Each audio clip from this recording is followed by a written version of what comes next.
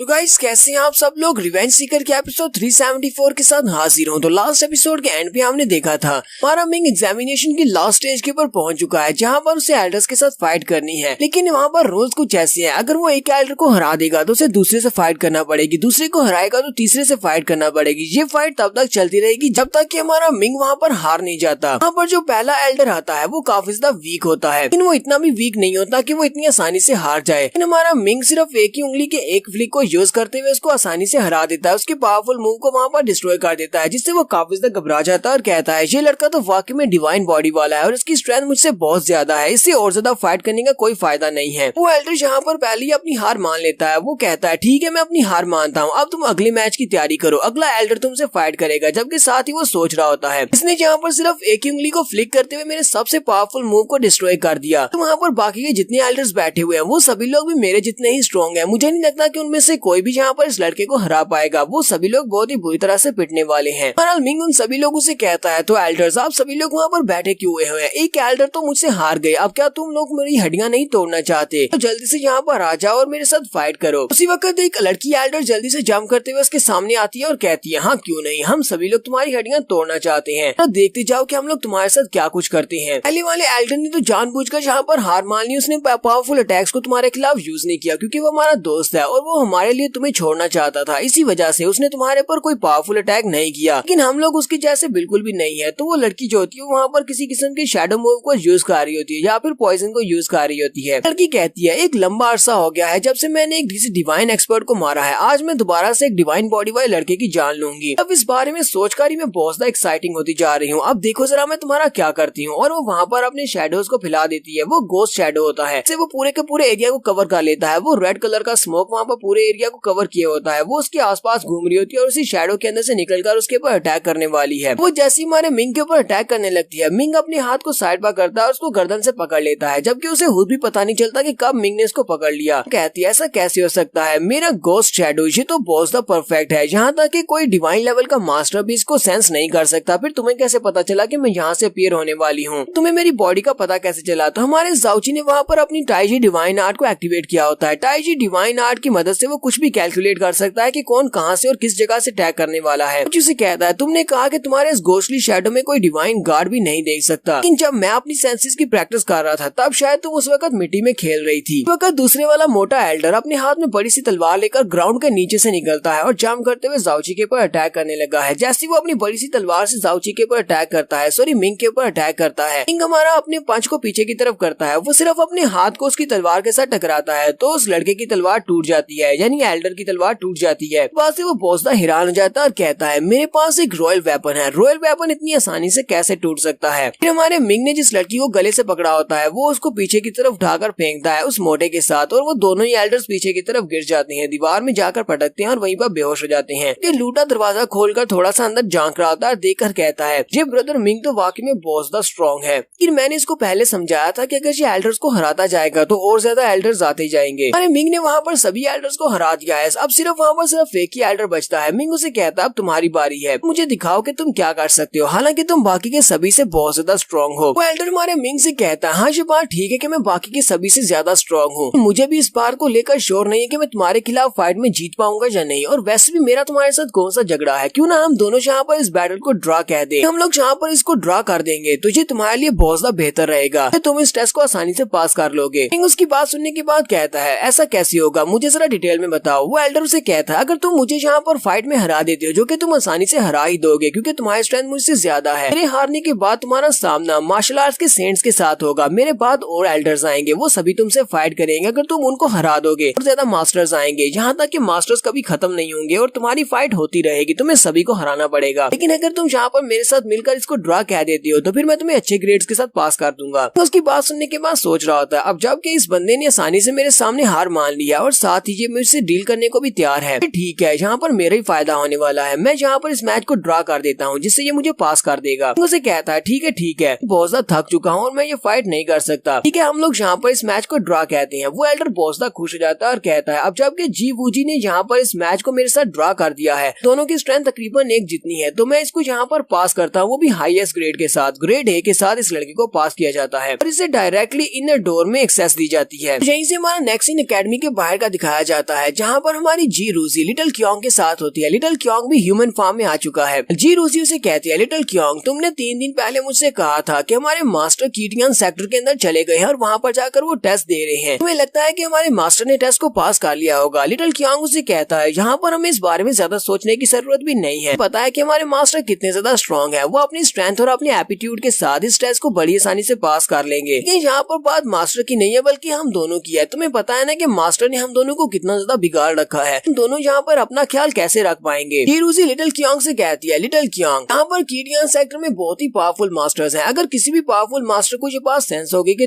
तुम एक dragon demon guard हो, तो वो पता क्या करेंगे? वो तुम्हें पकड़ेंगे, तुम्हारे छोटे छोटे पीसेस करेंगे और तुम्हें पकाकर खा जाएंगे, क्योंकि एक डीमन गार्ड की बॉडी को खाने से ज्यादा पर उन्होंने कहाँ से मिलेगी? मैंने सुना है कि तुम्हारे जैसे ड्रैगन वाकई में बहुत ज्यादा डिलीशियस होते हैं। लिटिल क्योंग उसे कहता है, उन लोगों का तो पता नहीं कि वो लोग मुझे काट कर खाएंगे या नहीं, लेकिन अगर तुम्हारे साथ रहा तो तुम जरूर मुझे काट कर खा जाओगे। तुम्हारे मुंह से पानी निकल रहा है। काफी अरसे के बाद हम लोग यहाँ पर लिटिल बाओ को दोबारा देख रहे हैं। लिटिल बाओ सामने की तरफ इशारा करता है। लिटिल क्योंग उसे कहता है, बाओ बाओ तुम्हें क्या हुआ? क्या तुम्हें सामने कुछ चीज दिखाई दे रही है? तो वहाँ पर कोई स्पेशल बेबी है। यहाँ पर बेबी का मतलब स्पेशल खजाना है, क्योंकि लिटिल बाओ खजाना खोजने वाला एक चूहा है। जी रूसी उसे कहती है, मुझे नहीं पता कि तुम्हारा ये बाओ बाओ किस बारे में इशारा कर रहा है। पहले चलो वहाँ पर सामने एक होटल है, हम उस होटल में जाकर खाना खाते हैं। मुझे बहुत ज्यादा भूख लग रही है। दोनों जल्दी से उस होटल रूम में चले जाते हैं। जबकि वहाँ पर होटल में पहले से जो बैठे हुए लोग होते हैं वो इन दोनों को खाना खाते हुए देखकर कहते हैं, आए ये दोनों कहाँ से आए हैं और इनकी भूख देखो कितनी बड़ी है। उन्होंने जहाँ पर बहुत सारा डीमन मीट खाया है और वो सारे का सारा डीमन मीट 7वें या 8वें लेवल के डीमन मॉन्स्टर्स का है। ये लोग डायरेक्टली इसको कैसे खा सकते हैं? मार्शल आर्ट्स के सेंट्स को भी बहुत ही आराम से इसकी बाइट लेनी पड़ती है। लेकिन जरा इन दोनों स्ट्रेंज लोगों की तरफ देखो तो सही, किस तरह ये बुकड़ों की तरह इस डीमन मीट को खा रहे हैं। कि वहाँ पर जो काम करने वाले होते हैं उनमें से कोई वहाँ से बर्तन उठा रहा होता है और कोई अभी भी वहाँ पर डीमन मीट को ला रहा होता है ताकि उन सभी को सर्व किया जा सके। और वो दोनों बड़ी आराम से वहाँ पर खाई जा रहे होते हैं। देखने वाले कहते हैं, क्या तुमने देखा उस लड़के के सर के ऊपर सींग भी हैं? ऐसा तो नहीं है कि ये कोई मॉन्स्टर है जो कि इंसान बनकर यहाँ पर आया है। उसका दूसरा साथी उसे कहता है, नहीं मुझे तो ऐसा नहीं लगता। मॉन्स्टर कीटियन सेक्टर में तो बिल्कुल भी आने की हिम्मत नहीं करेगा, क्योंकि कीटियन सेक्टर में बहुत ही पावरफुल मास्टर्स हैं। मुझे लगता है कि इन लोगों ने किसी बहुत ही स्पेशल और स्ट्रेंज स्किल को मास्टर किया होगा जो कि डीमंस के रिलेटेड होगा। वजह से इन दोनों की शक्लो सूरत इस तरह की है। ये लोग अभी यहीं पर बैठे मीट खा रहे होते हैं कि उसी वक्त लिटिल बाओ उन्हें सामने की तरफ इशारा करता है। वो सामने की तरफ इशारा करते हुए उन्हें कुछ दिखा रहा होता है। तो वहाँ पर सामने एक लड़की बैठी होती है। तो वो लड़की भी उन लोगों की तरफ ही देख रही होती है। पता नहीं अब ये लड़की कौन है, ये हमें नेक्स्ट एपिसोड में पता चलेगा। यहीं पर एपिसोड 374 का एंड हो जाता है। एपिसोड की एक्सप्लेनेशन अच्छी लगी हो तो कमेंट करके जरूर बताइएगा। चैनल को सब्सक्राइब कर दे, वीडियो को लाइक और शेयर कर दें। शुक्रिया।